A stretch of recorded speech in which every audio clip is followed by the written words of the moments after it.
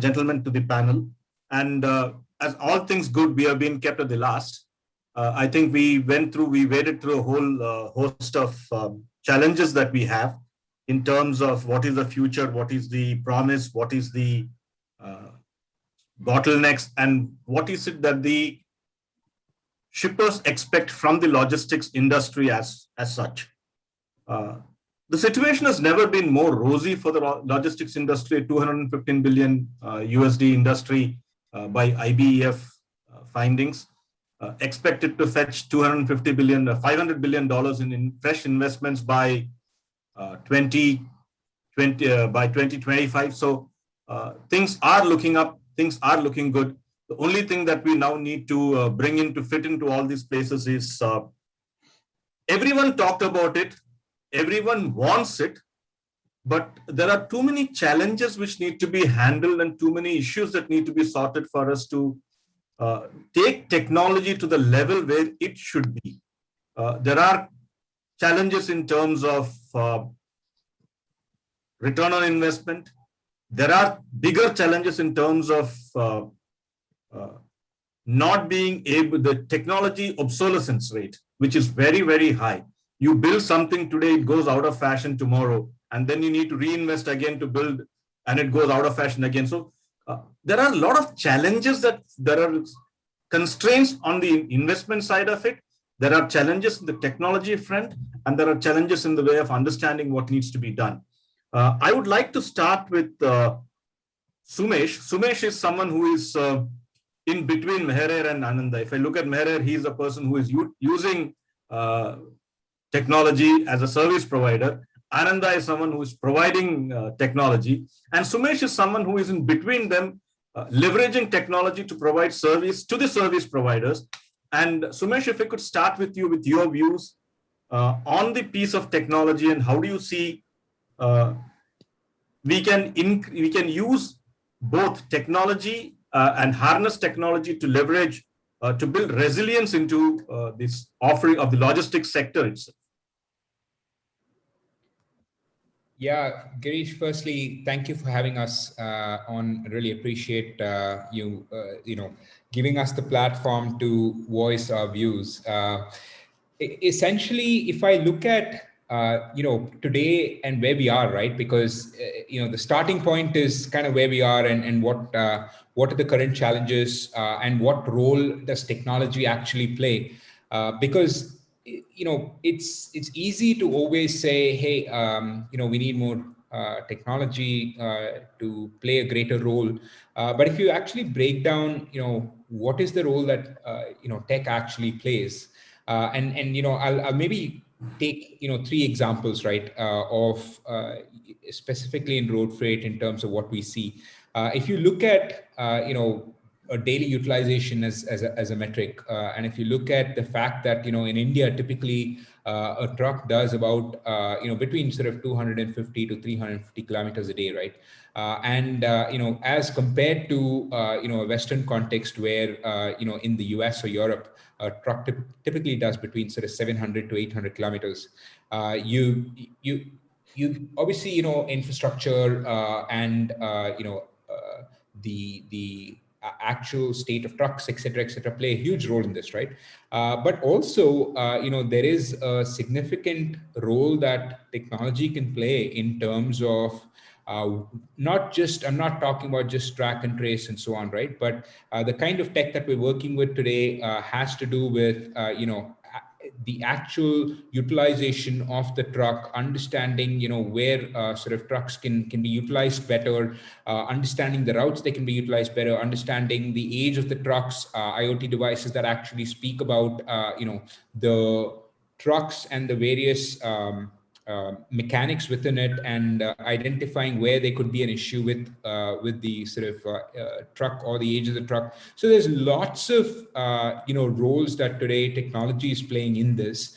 And if you take another example, in terms of in India today, on an average, you have trucks that run empty, about 20 25 to 40% of the time, right? And if you look at and if you compare this to, again, our sort of Western counterparts, in the US, it's about 15 to 20%. In Europe, it's about 15 to 20% again. And the challenges to a truck running empty is very obvious, right? Not just cost, but also in terms of the emissions and the inefficiencies within the system and so on. And today the role that tech plays in this is already becoming very apparent, right? In terms of the ability for both devices and tracking mechanisms, the ability to connect. And this is something we're working on directly, which is actually quite fascinating, which is the ability for us to give visibility to our customers in terms of what are the trucks that are actually running back empty from where they could be potentially loading, and therefore making use of those empty trucks, thereby customers making significant gains in terms of cost savings, but also we're better utilizing those trucks, but giving that visibility and creating that sort of map view of which of the trucks that are currently running empty and how can we sort of enable those trucks to be loaded, given we have access to so many of our customers and their loading points and the requirements, right? And lastly, I'll be quick with this one, but if you take load factor, this is an interesting one, right? Because unlike anywhere else in the world, Indian trucks in India are always overloaded, and that presents not just a safety issue, but also in terms of the damages it does to the infrastructure, be it trucks, sometimes roads, and so on, and the ability for technology to bring in a view of what is an optimal load for a given truck, what are the ways to optimally load for trucks. So there's various roles that solutions and tangible here and now solutions are playing in making the whole supply chain more resilient, right? And thereby, significantly improving on efficiencies, reducing costs, providing a significant positive impact to the environment, but also doing good by the people involved in the ecosystem, be it drivers, be it, there's an entire ecosystem around any mode of transport, right? I was specifically referring to road in what I said, but, a whole host of cottage and some mid-sized industries are actually set up on the basis of different modes of transport. So it has a positive impact on all of them. So yeah, those are a few examples I thought I'd probably share. Thank you, Sumesh. Yes, you did touch upon some of the very important aspects of logistics, essentially of resilience, which is visibility. Not only on and in fact, the previous panel, they did speak about, and there were some questions from the audience also about how do you manage return loads? And that's something is a cause of worry for everyone. If done well, can reduce our logistics costs significantly. And hence, technology can significantly up the quotient when it comes to availability of visibility of your supply chain, not only in the logistics space, but also in the extended supply chain space. If I come to you, Meheriar, for your comments on, you're a user of these technologies and you have multiple views that would probably be interesting. One is as a person who has to finally underwrite the check for the technology pieces based on the investments that you're making. And second is your vision for how is it that you're going to leverage technology to increase resilience, not only for yourself, but being a very core player of the supply chain, your resilience is also the resilience of the final end user, the end customer. So how would you use technology to create that kind of resilience within the logistics system? So thank you, Girish. I think some of the points which were made by Sumesh were very insightful. But Girish, in today's world, technology is nothing but execution, yes. Right? If you look at it, today, all of us are executing either as a partner of technology or running technology.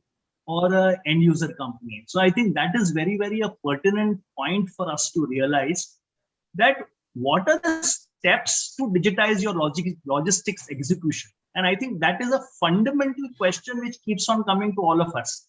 So today technology is revolutionizing global supply chains, and as a sourcing and manufacturing becoming more global, logistics service providers are embracing digital transformation. I think without embracing digital transformation, I think organizations today are going to be left out. So that is a fundamental differentiator for your business, because today businesses are transforming themselves.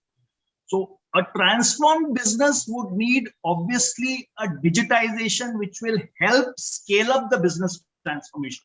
So I think that is one of the very key focus areas for us. So when I say how a digitized supply chain can give you a competitive advantage, I have some 4 pertinent points which is very important for us to look at. So identify and understand the specific challenges you have in your operations. So unless and until you know what are your challenges, small, big, futuristic, that needs to be clearly aligned for your organization to understand, okay, boss, companies that integrate digital technologies in their supply chain can quickly improve service levels by cutting costs by 30%. I'm just telling you cost saving. Basically, that is something which is very, very pertinent for all of us to operate at a level which is going to save money for us is going to be very, very important. I think any supply chain implementations have this basic point. The second point is define where you want to be in this digitalization transformation. See, I'll tell you this point, Girish, which is very important today, is digitization is not a buzzword. It is a journey in your technology deployment and where it fits in. And specifically, it is important as a customer-centric supply chain today. Whatever we do is not that we have to do internally. It is for our service levels to go up. It is for our ROIs to improve. It is for our revenues to go up, margins to go up. So that is something which is going to be very important. The third piece, create a list of benefits and features that you need as a part of your operational digitization, which is very, very important. You are talking about artificial intelligence. You're talking about machine learning. So what are those pieces? Where are these technologies going to fit in? We're talking about blockchain technologies today. Technology is there. Blockchain is a very, very important technology which is available for us to use. But how do you deploy it? Which is very crucial for us. What are your touch points on the blockchain? Unless and until you study it out, technology is of no use. You're talking about natural language processing. You're talking about predictive analysis. You're talking about big data. So I think those are some of the points which are very important for you to visit.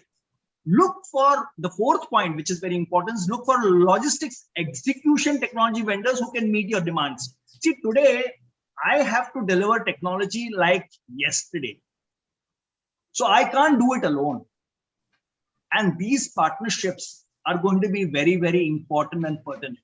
So if you look at Jeena's journey today, we have looked at a lot of implementations at a transactional level first.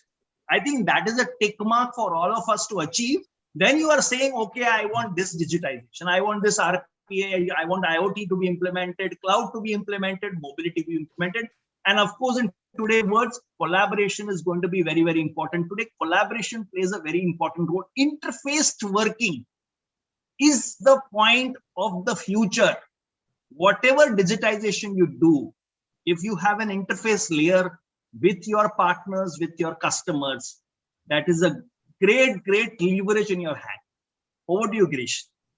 Thank you. Thank you, Meheriar. It was interesting. In fact, those 4 points, and specifically, one of the biggest doubts, one of the biggest challenges that people have is that what technology do I use? How much do I use it? And what are the kind of benefits that I'm going to get by using this technology? And the last point that you did mention of having a technology vendor who can actually execute it, that is the core of getting systems off the ground. You can find technology, but if you don't have a technology vendor who can be a partner, then the technology becomes a showpiece. Ananda, when I come to you, you've heard both sides talk about the use of technology, and we do have a lot of technology out there. What we also are missing is there are challenges when we bring in these technologies into play. What are these things that the companies should keep in mind, or what are the barriers that are there in the implementation of technology in logistics? Yeah, so thanks, Girish. So I'll primarily talk about three major challenges in the implementation of any technology projects that I normally see. I think the biggest one that we see is really the cultural barrier, because many of these technologies are, sort of disrupt the existing way of working, and especially when we talk about use of technology in logistics. I mean, this is something which is transforming very quickly. I mean, this is quite transformative in nature, and we also expect the speed of transformation to actually pick up in the future going forward. In general, I mean, people are averse to any kind of change, and I think there's a concurrence also from the different analysts that who actually identify that people and culture are really some of the biggest challenges to any kind of digital transformation projects that we see.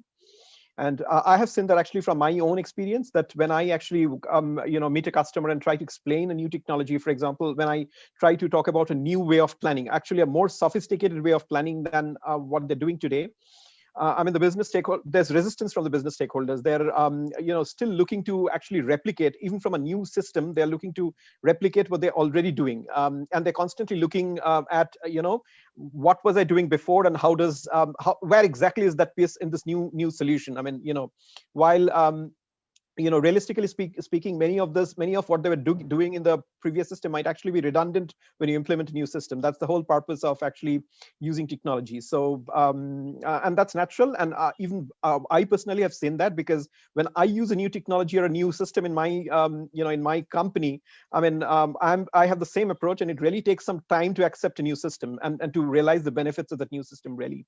So I think, what's really important is to have a stakeholder bind to the benefits of the new system. So I think there needs to be, understanding. I mean, we need to really spend that effort to make the stakeholders understand the benefit of the new system, and also have some sort of a continuity plan from the old systems, because I mean, there needs to be confirmation that what was working will work, and this will be something for the better. So I think that's which is really important to get the stakeholder commitment, which is really necessary in adopting new technologies. And I mean, this is needed both from the business and IT side, and also I think the user training is key, because users would take their time to understand this new any new technology requires some bit of training, and they would really need the time to understand that new technology and to be comfortable with it. Know, I mean, what's required of this new technology. I mean, if you're putting a new planning system in place, I mean, there needs to be, understanding of how that's better, or how can that really be replicated in the system. What kind of things need to be taken care of. I mean,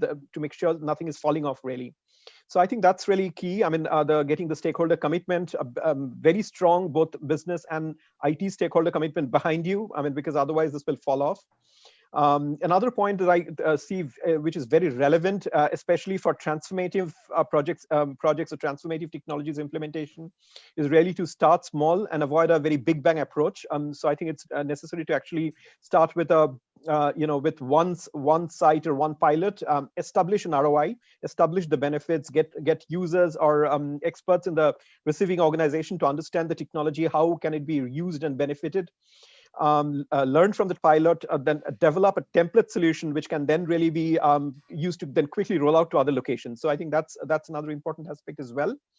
And another issue that I would say is that we see quite often is really setting up too many systems. I mean, we talked about multiple technologies that can be used. I mean, in logistics we really need a range of technologies, a range of capabilities. So if you really set up too many systems with too many integration points, and especially if we are setting up non-standard integration points, and if you have too many different systems with the different data models, with their own maintenance and upgrade cycles, I mean, that's really, every custom integration which is put together is really a point of failure as well. I mean, that can really jeopardize the entire flow. That will, in the earlier session, I really talked about convergence, where the data can really flow end to end to the system, and which is really necessary for fast processing, which is mandated for e-commerce today. So so the idea is to actually go with standard integration as much as possible and proven integrations as much as possible. And so I mean, so that's I think something something which is really important as well. And the other thing that I see, which is also a critical success factor while adopting these technologies, is that many of these are really niche technologies and require, some of this require niche skills, and some of this also require multiple skills to be put in place. I mean, you might need an integration person, you might need a, ABAP person, you would need really a host of skills for implementing these projects as well. So I think it's important to actually choose the implementation partner really well, and also to make sure that we really have the correct mix of resources for actually implementing this project. So I think those are really some of the major challenges that I would say we need to keep in mind while actually implementing this project. So yeah. Thanks, Ananda. Sumesh, I would want to bring this back to you. You heard Meheriar talk about the requirement for an execution partner who is good in understanding technology and has a vision to roll out all the kind of technologies you need. You heard Ananda talk about how you need to have a cultural barrier and stuff like that. What I want to pick up with you is essentially the question, which again comes into this. Technology is no more a simple piece that you can buy out. There are too many complex bits of solution, and you need to have not only just you as the user of technology, you need to have the ecosystem players on board. How do you see this panning out? How do you see the ecosystem using technology all on the same platform? Otherwise, again, you get up with the old, I remember when I started off my career in IT, systems wouldn't talk to each other. The first question which anyone would ask is that, how will you ensure my data from this goes into that? That used to be the biggest pain. We'll end up with similar situations. So how would you look at, or how would you address that?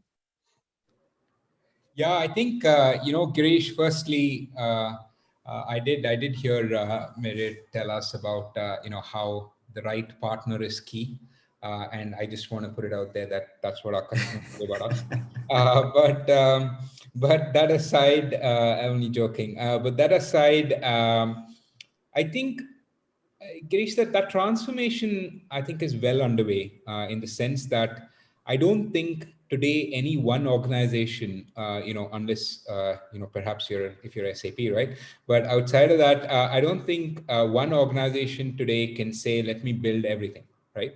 And therefore, I think it's critical for organizations to have, the ability to partner and the ability to integrate with various other parts of the ecosystem, and not be shy from doing it, because, at the end of the day, if, as an example, Freight Tiger is partnering with, and we work with over 300 partners, right? And if we're doing that, we're not doing that because, it's necessarily the right thing to do from a,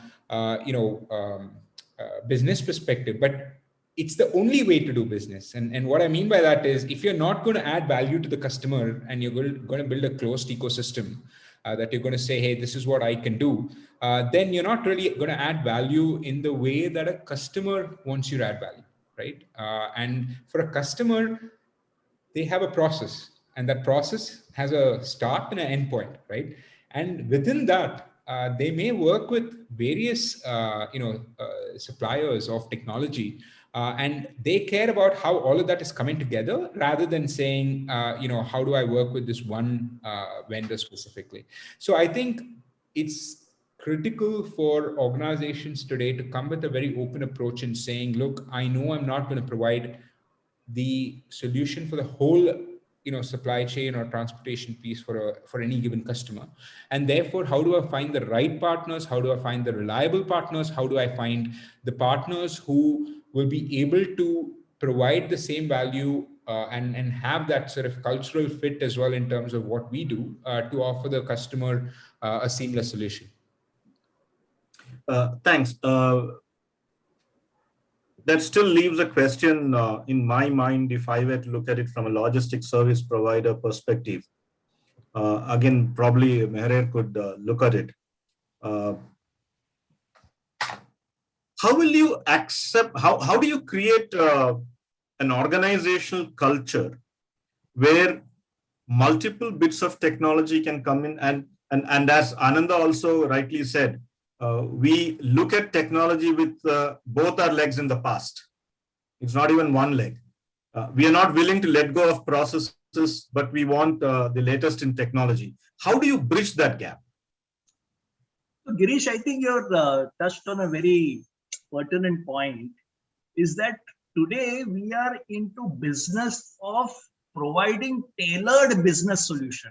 Yes. Today we don't have a choice. A customer comes to us and look at it that operations, technologies, all your parts align together and say that, yes, I'm going to serve you.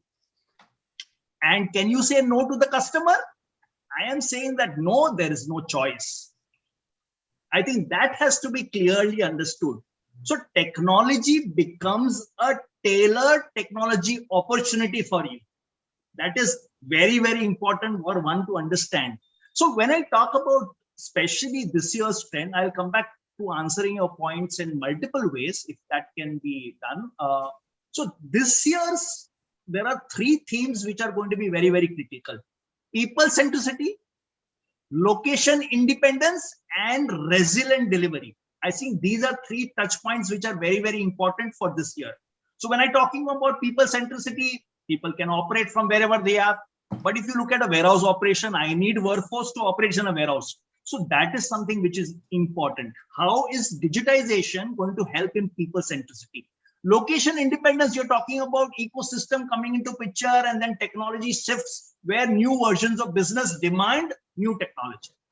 And resilient delivery, because today, see, deliveries, when you talk about logistics in certain areas, even if the pandemic had affected logistics and supply chains, the only industry which continued working after minimum gaps, very, very minimum gaps. And especially that is important. All industries stopped operating.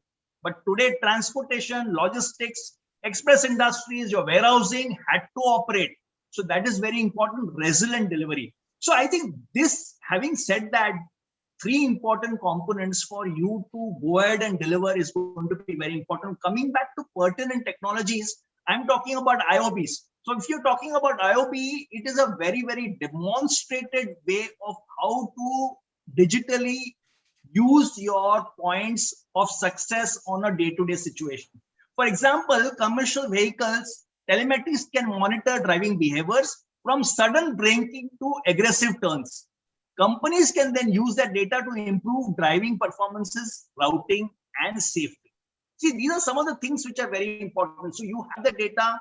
What do you action on the data? So Sumesh rightly said, one partner delivery is practically not possible today. If you look at my example today, I have multi-cloud environment, multiple ERP setups. But when I go to a customer, I am one technology to a customer. What do you want, sir? I will stitch it up for you. And that is going to be very, very important for you to look at how technology is going to be competitive enough to say that, yes, sir, we are there to serve you and the technology is in place. You cannot go and say that I have transaction system in place, digitization in place, data source in place, analytics in place, or robotic in place.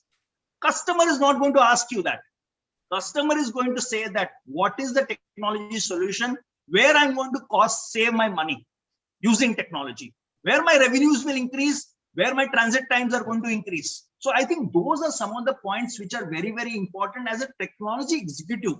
You need to understand what are the pain points, and those are going to be your driving forces. You're talking about IoTs, distributed clouds, intelligent composable businesses, anywhere computing, AI engineering, privacy enhancing, and cyber security today is going to be very, very important. Security today is going to be very prime.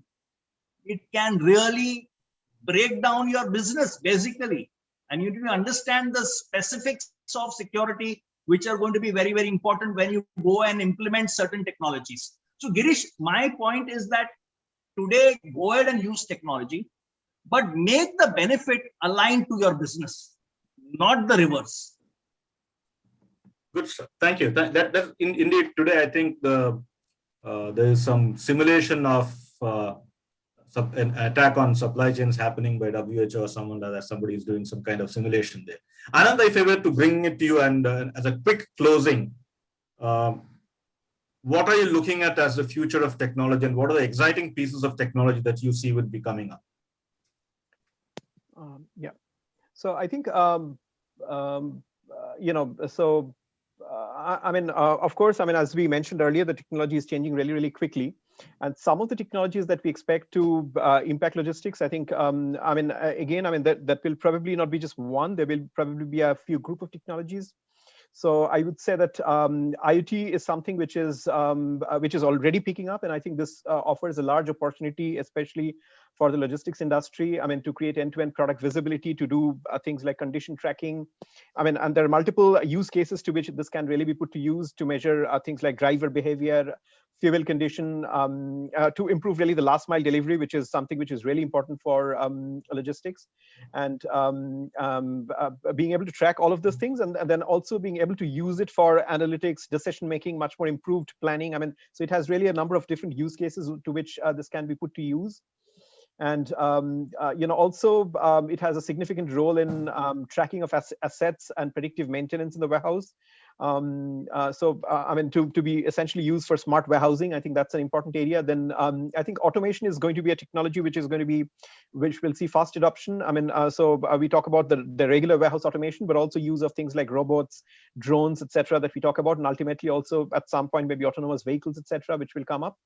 So that's will be one area. Then also I think one of the areas that we see coming up will be the network logistics, and I think we talked about the importance of that in this session as well. So being able to collaborate with the suppliers and stakeholders seamlessly, and essentially to reduce the pain of onboarding suppliers and stakeholders, and being able to collaborate with them in a network way. I think that is where the future lies as well, of collaboration. And I would say that another area where logistics has been traditionally lacking is essentially the usage of optimization techniques in logistics. This has been used in the supply chain planning areas for a long time, but I think logistics is about 20 years behind in some of those. And I think this can be used everywhere, from starting from route planning to planning the movements, even within the warehouse, movement of people within the warehouse, storage optimization in the warehouse. And there I see the scope of using the sophisticated intelligent technologies like AI and ML as well.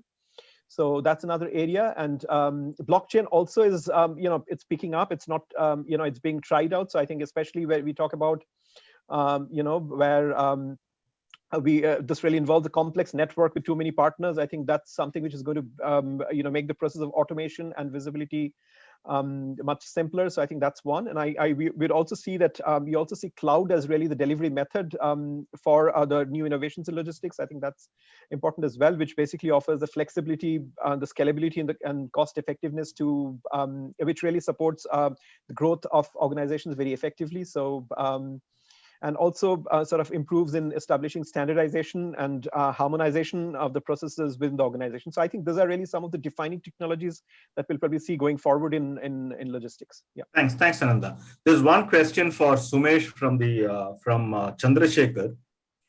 The question was: freight service providers need to have a neutral platform. Where can they log in to check for return cargo? Opening for you.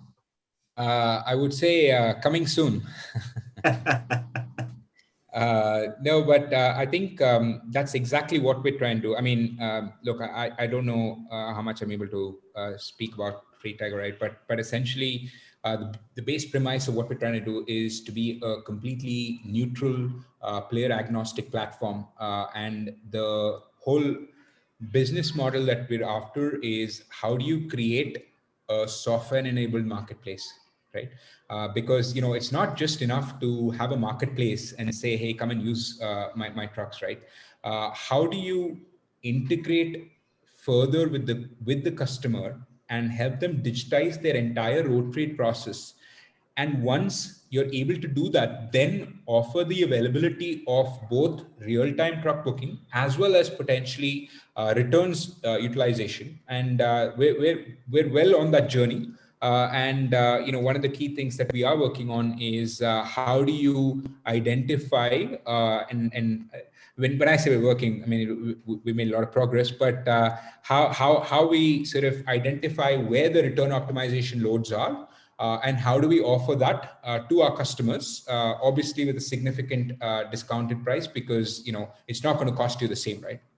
Yeah, thanks, Sumesh. I thank all my panelists, Sumesh, Ananda, and Meheriar, for their views. We have actually overshot the time by a small margin, but anyway, it's okay. As we look at logistics, and as we look at the core part of logistics, which is now technology, we know technology is not the business, but it is a core part of the business. And as we keep digitizing logistics, today digitization, as Meheriar said, has become easier than ever before. The trouble is in managing them. The more the bits of technology, the more the bits of complexities that come in, managing this technology piece is becoming harder than ever. And to deal with this complexity, we need to do two things. We need to know what should we digitize, again, as Meheriar said, and the most important part, who will lead them? Is it going to be someone from the IT? Is it going to be a CIO? Is it going to be your domain guys? Is it going to be the business guys? That's something, again, that we need to look at.